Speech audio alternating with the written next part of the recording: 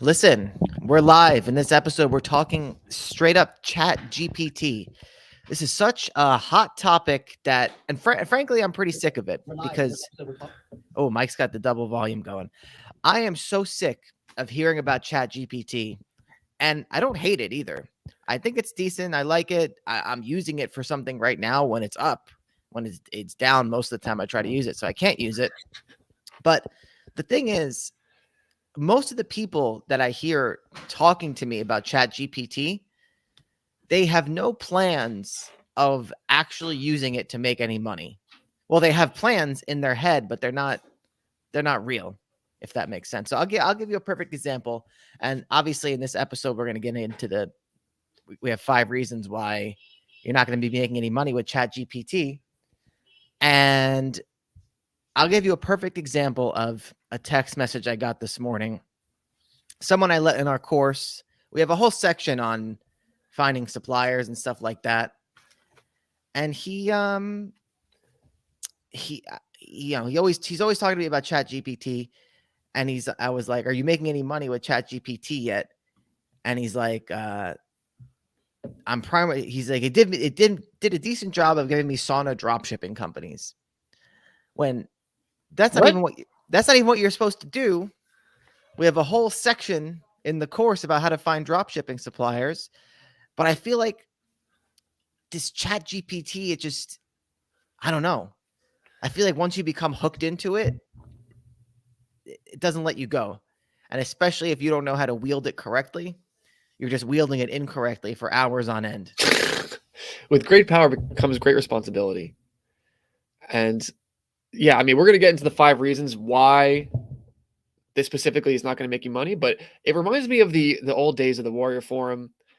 And I know some people are too young to remember this, but we would go on the Warrior Forum and it'd always be like cash money machine, push button, bank account profits, like stuff that basically, if you do this, it's just going to spit money out.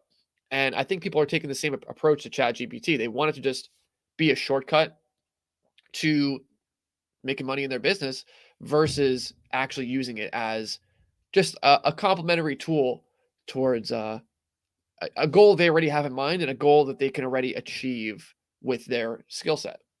Right. You have to be able to achieve what you're going to achieve without Chat GPT before it even becomes remotely useful. And then you have to know how to wield Chat GPT in a way that it is going to be useful. So those 2 prerequisites, not a lot of people have those 2 things going for them in the Yeah, first exactly. place. Exactly. It was like, we'll go back to the coloring book example from back in the day where, Joe, you did quite well for yourself making some coloring books back when it was a trending topic. Yeah. And that you were exposed to coloring books kind of at the same time as everyone else, maybe a little bit before, but when you were exposed to it, you had all the skills in place. We were already doing Kindle. You had already done FBA. We had access to some different like review No, things and what happened was we weren't really doing Kindle. What happened was I had done a bunch of FBA, so I was familiar with how to generate reviews on Amazon quickly. So what happened was I was using a certain software, I forgot what it was called at this point, to generate Amazon reviews. And so when I figured out that you can make coloring books, and I didn't assume that the people that were doing this method, they were just looking for a quick and easy way to make a few bucks online. But I knew that I could maybe combine this concept with getting reviews on my coloring books. And once I did that, I was ranking and banking pretty quickly because right. So I had knowledge of the 2 things. yeah, it took the previous experience of doing FBA, having some knowledge of other tools that you could leverage, and applying that to the kind of the shortcut methodology of making a coloring book and putting it out on Amazon. If you were just to kind of take that course, oh, this is how you make a coloring book, this is how you put it on Amazon, you probably wouldn't have done nearly as well because you didn't go through all the bullshit of putting out your own FBA product and figuring out how to get reviews to it and figuring out how to do the product titles and all the descriptions and all that nonsense that comes with doing Amazon. And this is just one little example. So people want to take Chat GPT and they want to use it for everything, or just use it as some sort of band-aid to make money in their business when they have no idea how to actually make money in business. Right. I'll tell you right now, there's a lot of chit chat in our Discord, and we don't monitor all of these conversations. So, there's a lot of stuff in some of the general chat that, will chime in, but some of the things that people talk about and are doing, we don't necessarily think are good ideas when they talk about it amongst themselves. But there's a guy right now talking about, just setting up Shopify flows with Chat GPT when there's just so many other things that you could be doing. There's so many other things that you could be doing without automation. And then you can start to apply the automation once you have like the good spot to apply it. But yeah, it's just crazy how people get hooked into these tools. And maybe we should start going over the 5 reasons now, Mike. Well, What do I'm you making banners out of the reasons, but that wasn't even one that I had. What you just said, like, there's so many other things you could be doing. And that's kind of a bit of what it comes down to is, well, actually, I think number 5 kind of covers it, but yeah, there's so many other things you could be doing. There's so many other proven methodologies for how to make money. And everybody wants to trailblaze. Everybody thinks if they figure out that new thing, it's gonna sell like gangbusters, or they're gonna figure out, I don't know, it's the unicorn idea, right? You're gonna Yeah. become the startup. You're gonna, make a lot of money. But in reality, when you trailblaze a new idea, there's a lot of issues that come with it. And you need to have some sort of background experience to where when you're trailblazing, you run into this issue. Okay, I know how to fix this. You run into another issue. Oh, okay, I know how to fix this. Until you clear that path, and now you understand, okay, this is how you, create a shortcut with Chat GPT to make money. Yeah. So we can get right into it, Joe. I have I want to pull up an article actually, if that's all right, Mike. What do you think? pull it up. So everyone knows what BuzzFeed is. And well, I don't know. Do people know what BuzzFeed is? Yes. All right. Well, apparently a big thing going around is that BuzzFeed is going to use ChatGPT creator OpenAI to help create quizzes and other content. Now, the thing is that BuzzFeed was already generating a lot of revenue before ChatGPT, and whether or not you like BuzzFeed or not, I don't really know much about it or go on it. I know it's probably geared towards like teenagers or something or young adults, but they already have the formula down. So they know when the artificial intelligence makes the quiz or the artificial intelligence makes this other thing, they're going to know, okay, this is something that's good or not good based on their past experiences. And they already have a system to feed into it. Exactly. This is just one of the main points we're trying to get across. And this is actually reason number 1 for why Chat GPT is not going to make you money, because you're only as good as the person giving the prompts. Yeah. And so who are you? You're living in your mom's basement. You've never done an online business before. You don't understand what it's like to actually maintain and grow funds in your bank account, maintain and grow an asset. What are you possibly going to plug into Chat GPT that's going to give you an output that's going to make you money? Versus BuzzFeed, they know exactly what types of articles they have to write to get clicks. They know their entire business model. They know what triggers people to come onto the website. They know everything. So now they can ask the right questions to the Chat GPT. They can have it, do the right quizzes, all these things, because they have a reference experience of what produces results. Right. So, I've seen headlines around this topic, like BuzzFeed to replace its staff with Chat GPT, when that's really not the case. Mr. Peretti, who's the CEO of BuzzFeed, says he expects AI to assist in the creative process and enhance the company's content, while humans play a role in providing ideas, cultural currency, and inspired prompts, he wrote in his memo. In 15 years, he wrote, he expects AI to help create, personalize, and animate the content itself rather than just curate existing content.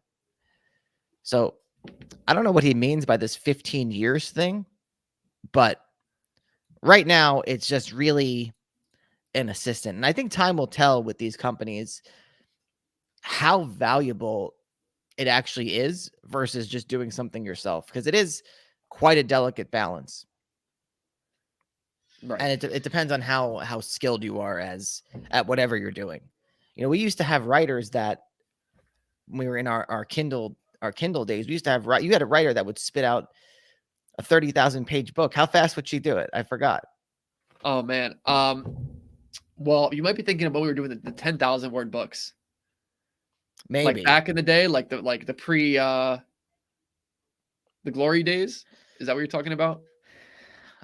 I thought there was a woman in the UK that you had for a while that would just, she could Yes. just, So that was back in the day when we would do the shorter books. That was before like Amazon really did the suspensions and made things different. But yeah, she would spit out like 10,000 word book, 15,000 word book in a day. yeah. So a book a day, I was just cranking them out. Right. So it's going to depend on how good you are at your job, if you will, and how you're going to compare to what it's going to take to use Chat GPT for a thing. Right. But that should also, come with the caveat of I knew exactly what to tell her to write about. Yeah. I was giving her the right tropes, the right plots, etc. And she was writing fast. It wasn't the best quality probably, but my themes were on point. My covers were on point. Everything was on point aside from, the quality of the writing being maybe a 6 out of 10 instead of an 8 out of 10. So Right. it worked out on top of, again, being able to put out a lot of content, which is kind of similar to what Chat GPT could do. But this takes us to the next point. It's up to you to execute right. It's like you Right. said, Joe. Who was this that said something about the sauna suppliers? Just a guy I know at jiu-jitsu who's working through the course. Oh, okay. Right. So, even what did he ask ChatGPT? To come up with a list of sauna suppliers for him. Okay. Even if ChatGPT gave him a great list of sauna suppliers, it's up to him to execute those properly, to onboard them properly, to be able to sell them. There's so much more that happens after Right. ChatGPT gives you the answer. ChatGPT is not going to make the phone call for you. It's not going to analyze that. Maybe you could ask it, write me a script for how to contact a high ticket drop shipping supplier. And I'm sure it would come up with something, but still, I don't think it's going to take someone from someone that couldn't do it before to someone that's magic, like that could magically do things now. Right, because ChatGPT isn't going to give you confidence in calling a supplier. Screw the script. Do you know how many times, say, like our cousin has called a supplier or just done something like so ridiculously outside of the realm of what you should do, and it worked just because he had complete confidence in that it was the right thing to do? A lot of times when it Like, comes to that stuff. I've seen him onboard a supplier saying he was going to do like 10 million a month in sales for them. So it doesn't matter what ChatGPT tells you to say. It's all about how you say it. Number one, what if they don't answer the phone? Are you going to be persistent enough to call back, or are you going to try finding another number so you can get in to talk to the friggin' secretary? It's like all these little things that are mental resistance that you got to learn how to do. And yeah, I mean that's really the problem, is that this thing can't provide options, or it can't provide answers at every level of the process. You have to struggle. You have to go through hardship. You have to just get through these hurdles, and that's how you learn how to execute right. Yeah, and I mean, I am trying to use Chat GPT now to launch a blog site. Not going to be huge, but I figure, I can create a blog site that maybe can make, just based on this thing I've come up with that Chat GPT can generate. Maybe this site will be able to make 300 to 500 a month. Maybe we could sell it for 30x, which Mhm. wouldn't be bad considering, it's when Chat GPT is up, it's pretty easy to create it. But yeah. Why do you feel like it has a ceiling of 500 a month? Well, because I think what people were doing in the past, there's just only so many keywords, I guess, is the point within Okay. the niche that That fit into this idea of, yeah. you could plug Chat GPT into this. I mean, the thing that people maybe don't understand if they're doing drop shipping or they're not like plugged into the blogging world is that Google doesn't want you using AI for content. Well, their official stance on it so far is that they don't like how these sites have gone crazy with the AI and will basically put out tens of thousands of millions of pages to try and capture featured snippets. Mhm. They claim they don't mind AI, but I don't know if I believe, I don't know if I believe them. I think they don't want you using AI, but they will claim, no one really knows their true stance or intentions. They've penalized these big generated AI sites in the past because they're garbage. But yeah, how they, what they're gonna like, I don't know. I'm not really sure how they're gonna grade good AI content versus bad AI content. They can probably more than likely detect it. I mean, there's plenty of detection tools out there that are somewhat accurate. Mhm. But yeah, I think if you're just going to be plugging things into Chat GPT or any sort of AI writer and hoping that that's what's going to bring you to the moon, it's not going to happen. Like, Right. yeah, It's not a blanket plug and play thing. You have to figure out ways, like if you're going to do AI content, you have to figure out how to do it in ways that won't upset, say, the AI. Like Google's won't be able to identify that it's AI or not. right. Or they'll identify it as valuable in some way. I don't know. Right. Right. So you could use it to generate outlines, or you can use it for different things like that. But again, it's up to you to, number one, know how to hire a writer that's going to do it properly, or even give it the right prompts so that it gives you the right outline, and you are able to come up with something and execute something that has the best ability, the highest ability to rank as possible. Yeah, and I've tried to use it for some things that I thought it would be good at, and maybe I need to still play with the prompts a little bit, like coming up with like names for things. Like I tried to get it to come up with like a list of like 100 different names, and then I'll give it different scenarios, and it kind of just recycles the same names over and I don't know, over and over again. But yeah, something I need to play with. But at the end of the day, like yeah, I don't think it's got the creativity truly built in there. It's good if you can give it a prompt that's formatted in a way where you can create a web page that is like useful from the way that it formats it, if that makes sense. Yeah. So that leads us into our third reason here, that it's up to you to identify what's wrong inside your business. So let's say you got the dropshipping store, you've asked ChatGPT, what niche should I do? They say saunas. Okay, what are a list of sauna suppliers? Here you go. You actually get things up and running, and you start running ads, and maybe you have results you don't like. Maybe you're losing money on the store, or maybe you're making a little bit of money. The question is, how do I fix those problems, and how do I grow the store? Are you going to ask ChatGPT what is wrong with this website? I feel like it has limitation on diagnosing and knowing how to fix issues inside your business, because it's not inside your business. Right. And the other thing is, I can identify it's only really good at writing short things. And the one use case that we're talking about with it is having it write like Kindle books. And it's just not very good at it. Mhm. And I don't know, I just can't see it. You can, I guess, use it as some sort of aid, but I don't see it as being totally like more proficient than like an actual writer. And plus, you'd have to know what kind of book you're writing about, as we've already discussed. Right. So even if it can write a great book, if it can write a great Kindle book, and maybe let's say you start from ground zero, you say, hey, what is a good trope I could use? What's a good plot? Okay, here, write this book. Okay, here, format this book. If it took you from A to Z and allowed you to publish this book on Amazon, and it still didn't work, you'd be even worse off because you didn't actually put in any of the energy and any of the effort to go through and understand these steps. You just asked it the question and you just let it give you the answer. Yeah.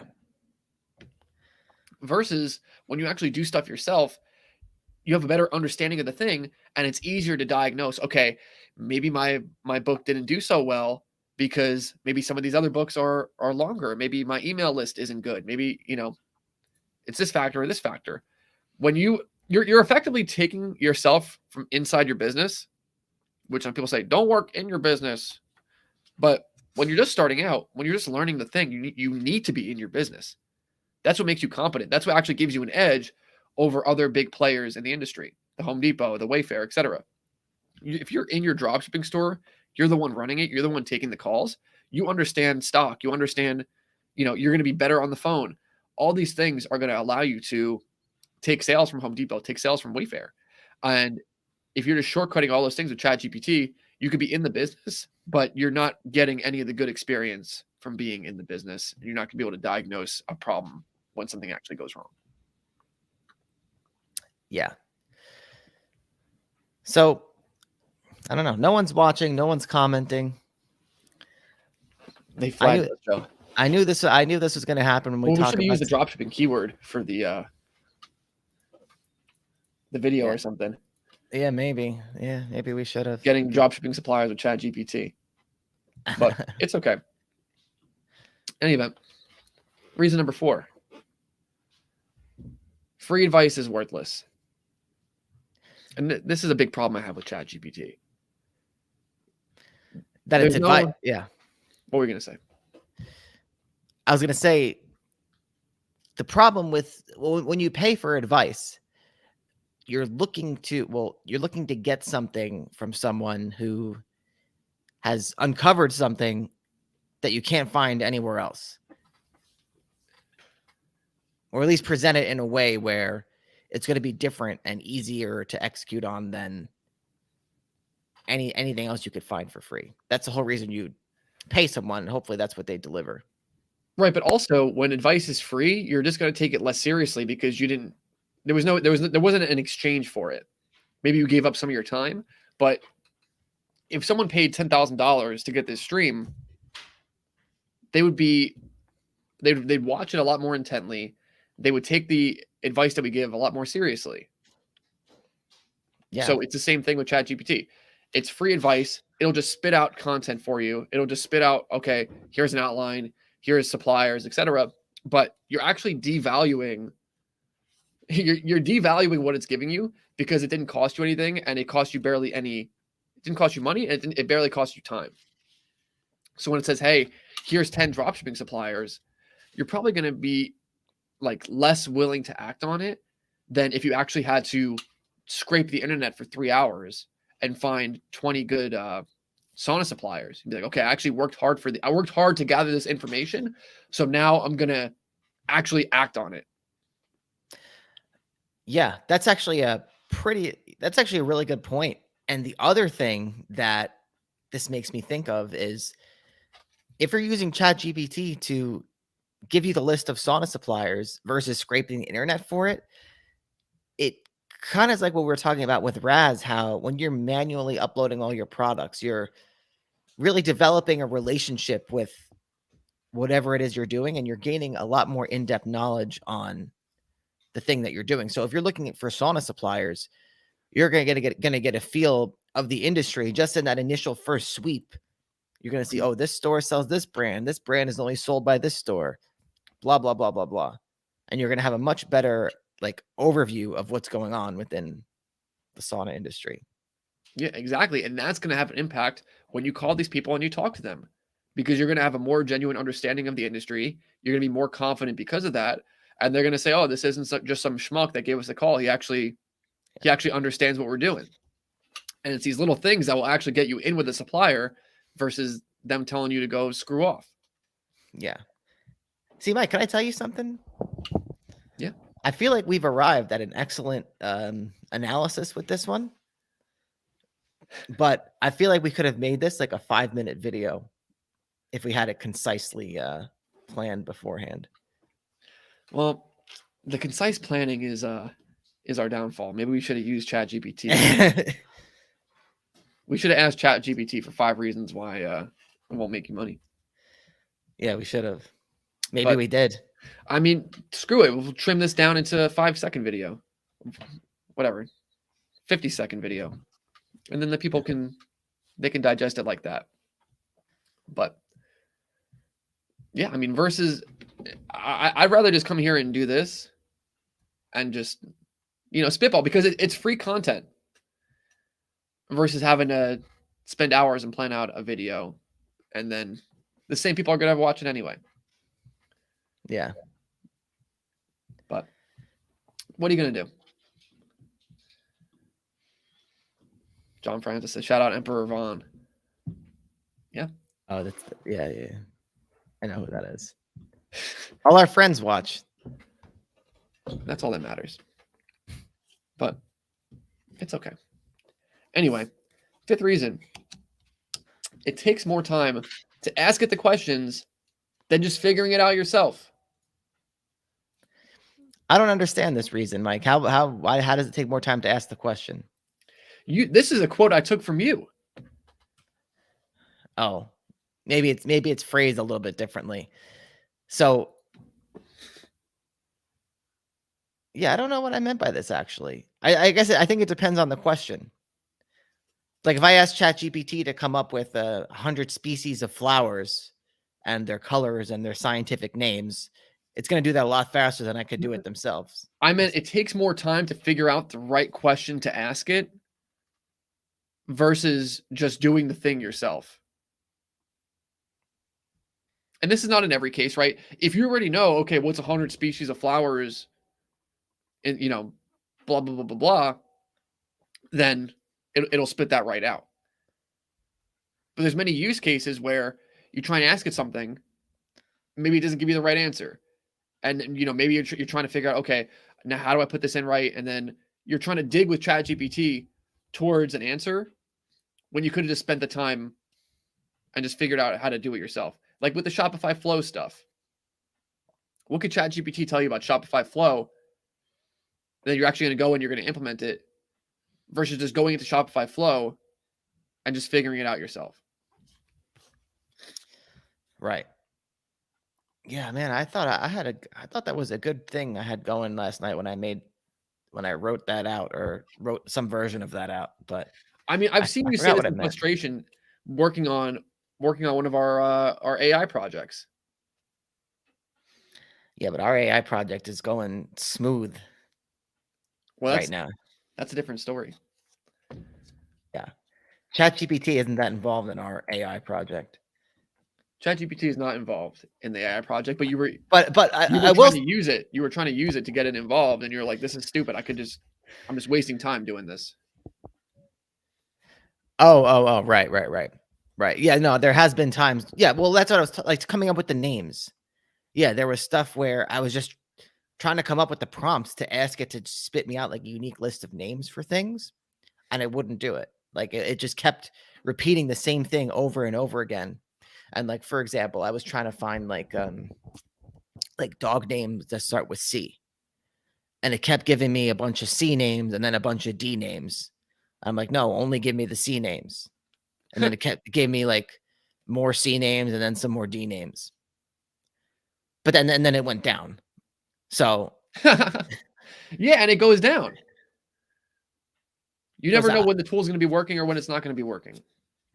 I mean, I am going to probably spring for the paid version when it comes out after all this complaining about it. But because I do have some really nice SEO use cases for it now, I think. But it's all about finding where there's like gaps of information on the internet in a way where Chat GPT can present it and that your post can rank. And it's not really like you're generating a bunch of like human looking written AI content. But like, say you were looking up like the scientific names of certain species of like insects or something, and like some sort of breakdown of. It's really you can use it a lot to present facts about information that it already knows if you like prompt it in the right way. I think that's the possible use case scenario. That's why I might spring for the paid version. Right, and we should spring for the paid version. But the point is that the people that watch us and the people that I think want to exploit ChatGPT as a way for them to make money quicker, it's going to take them actually longer to make money. Yes, and that was the big. That's the big takeaway. What I think what we were trying to portray in this whole episode is that if you're not getting a level of income right now that you want to be getting, stay away from Chat GPT. Or if you haven't had success with something where you see a direct path where you're going to put this into Chat GPT, you're going to do this, and it's going to allow you to put more online assets into orbit, or just do anything like that. Like, make sure that you're already successful at what you're doing. Yeah, and maybe I could have rephrased this number 5 here as that. Like, it's going to take you longer to try and make money using Chat GPT, trying to just, forcing yourself to use Chat GPT to make money versus just doing it the old-fashioned way. Because you're going to run into all these obstacles and you're not going to know how to handle them. Yeah, yeah.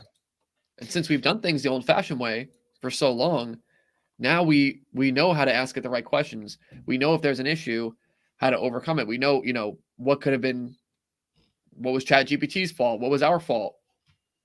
And therefore, it becomes a useful tool. We know how to wield it. My friend said, my friend said something to me this morning. He's been using Chat GPT a lot. He does like QA for like coding stuff. So he like tries to identify problems with code and see how to fix it. And he works for a pretty big website in the adult industry. Well, they said it like passed the bar, right? It passed MBA exam, medical exam, all this shit. Yeah, he's just saying he said, I feel like I'm slowly becoming a slave to it, but it's mad dumb. There's so many times when I would have had better luck with Google, but I appreciate the way that it structures things. Right. So he's not happy with the information that he's getting from it, but it structures it in such a way where it's like I don't have to go through Google and GitHub and like read all this stuff. Right. But also you have to consider that he's already put in probably tens of thousands of hours into coding. And so he has a better ability to decipher what's good information, what he has to actually like re-ask it, all these things versus you can't become an expert coder overnight just by asking Chat GPT. Right. Absolutely. Yeah, absolutely. That's kind of the big point.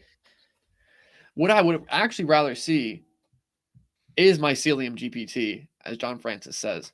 If you can't find the answer to something, you're better off going into the woods and taking a heroic dose of mushrooms and having the answer come to you that way.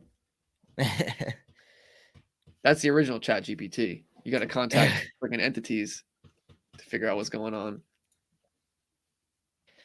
All right, listen. Should we talk a little bit about our AI project? What else we have to talk about? We don't got to talk about anything. I mean, we can cut it off. We can. I don't know if you want to reveal that information just yet, Joe. No, I don't want to. I don't want to reveal too much about it, but I feel like it's really something special. I think we got to hold it close to our. What's the word? What's the phrase there? Best. I wanted to say breast, but yeah, vest is close to the vest. Yeah. But it's pretty. Like, I feel like we're finally using AI in a way. I don't really see anyone else doing it this way. I would be surprised if anyone else is doing exactly what we're doing here, but using it in a way to create lots of unique and original content. And we're able to publish, I would say, like 5 to 10 high quality WordPress posts per day. Yeah. And it is all managed by like a $4 an hour VA. And that we had our other friend kind of write a script that feeds an AI. So we're limited by the amount of prompts you could feed an AI for this particular AI that we're using. So we had our friend who's partnered with us on the project write a script, and he's got a computer running kind of all day based on the keywords that we give him to kind of create the content for this whole thing. Right. I think all will be revealed in time. But if people actually want to see stuff that we've done, they can go to buildassetsonline.com/class and see actual products we've curated, sold, advertised ourselves in order to make money, create a profitable store, and then sell these stores. And Joe, we've done it the old-fashioned way. So at this point, we're allowed to use AI. Is that the thing like an annoying parent would say? So I get to do it because I'm the adult.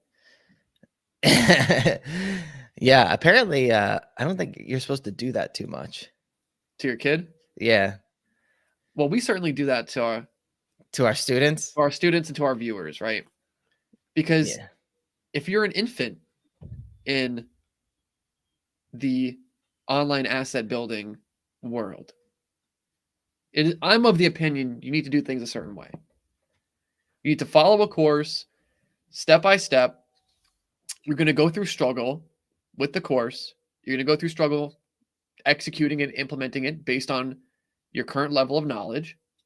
And the only way you're going to get to success is just by kind of gritting your teeth and pushing through these issues, figuring out what you've done wrong, how to fix it. And then eventually something's going to work. You're going to have some level of success. And then you need to double down on that level of success. And then that's the entire process right there. More issues come up. You grit your teeth. You figure out how to fix them. More solutions are identified. You double down on what works. And you just keep going. Yeah. And it's way less grueling than having a regular job. That it is. That it is. It's just I a haven't different type. Very few are the days when I have grueling days of work nowadays. This is it. This is the But- main grueling. Now the accounting gets kind of grueling, which is that it just feels like as soon as it ends, it ramps up right again. But it feels better to gruel over something that is of your own creation versus grueling over somebody else's project. Yeah, when I was at my regular job, the mental effort I put in got substantially lower by the day. It was more like, all right, I got to be here for these 8 or 9 hours. What's the least I could get away with to where I'm Yep. still looking like I'm doing a lot? Yeah, that's exactly how I approached it too, because I knew that if I'm giving this energy away, and where's it going? Who's benefiting from this? Not me.